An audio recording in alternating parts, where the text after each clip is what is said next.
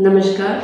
आज केपीएस में story telling competition का आयोजन हुआ, तो इससे संबंधित कुछ बातें मैं आप सभी के साथ साझा करना चाहती हूँ। सबसे पहले तो आप सभी पेरेंट्स को धन्यवाद कि आपने अपने बच्चों को इसके लिए प्रिपेयर किया।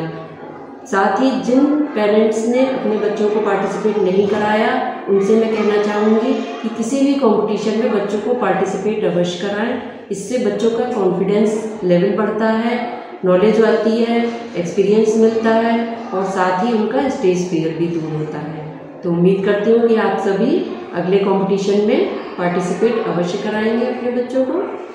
इसके साथ ही आज जब स्टोरी टेलिंग कंपटीशन हुआ तो उसमें मुझे कुछ कमियां नज़र आईं जो मैं आप सभी से शेयर करना चाहती हूँ, जिससे आगे के कॉम्पिटिशन्स में आप उन बातों का विशेष ध्यान रखें। स्टोरी टेलिंग कंपटीशन के लिए दो चीज़ें ज़रूरी हैं, pronunciation and presentation. Story telling क्या बल्कि मैं कहूँगी डायलॉग कंपटीशन हो, चाहे ऐसे कंपटीशन हो, राइम कंपटीशन हो, इन सभी के लिए ही ये दोनों बातें ही मोस्ट इम्पॉर्टेंट हैं।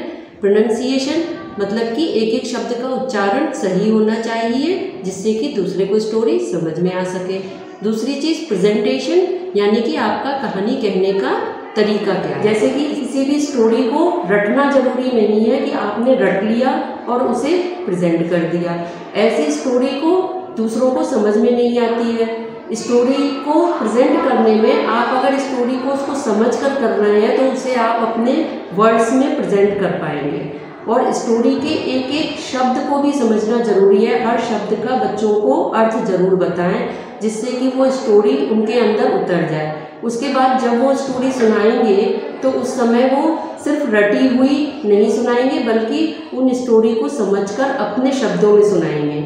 इससे एक ये भी फायदा है कि अगर वो स्टोरी को बीच में कहीं भूल जाते हैं तो उससे उन्हें ये याद रहेगा कि इस घटना के बाद क्या घटना हुई थी। अगर ये याद है उन्हें तो वो अपने शब्दों में उस घटना को बयां कर सकते हैं।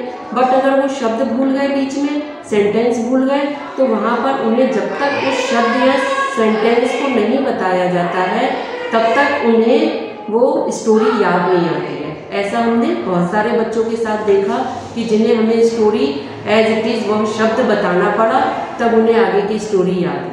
तो अगर उन्हें वो स्टोरी समझी हुई होती, हर शब्द का अर्थ पता होता, तो वो अपने आप से ही उसे कंटिन्यू कर सकते थे कि किस घटना के बाद क्या हुआ। उस स्टोरी को फील करना भी ज़रूरी है। अगर आप स्टोरी को फील कर रहे हैं, उसका अर्थ समझ रहे हैं, हमारा मोटो क्या है, सिर्फ बोलना नहीं है बल्कि उस स्टोरी के मोरल को खुद से समझना और अपने जीवन में उतारना भी है। मोरल को अगर हमने सिर्फ बोल दिया कि इस स्टोरी का ये मोरल है तो उससे कुछ हासिल नहीं होता। अगर आपने उसको अपने जीवन में उतार लिया कि ये ऐसा ज़रूरी है तभी। दूसरा एक चीज़ और मैं समझती हूँ कि ज़रूरी है कि जैसे कि वॉइस मॉड्यूलेशन, कि एक अगर किसी स्टोरी में दो लोग बात कर रहे हैं तो वहाँ उनकी दोनों की वॉइस में, टोन में थोड़ा सा चेंज होना चाहिए जिससे पता चले कि हाँ ये इसने कहा, ये इसने कहा। जैसे कि अगर किसी राजा ने कुछ कहा है तो वहाँ पर वॉइस में थोड़ा सा गर्व आना चाहिए।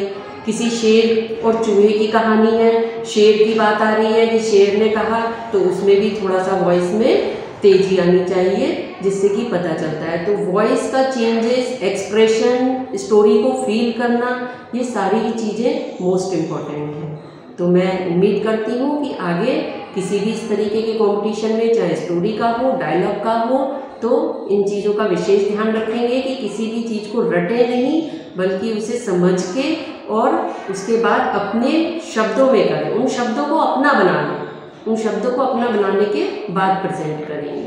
उम्मीद है आगे आप सभी पार्टिसिपेट जरूर करवाएंगे अपने बच्चों को और छोटी छोटी बातों का विशेष ध्यान रखेंगे।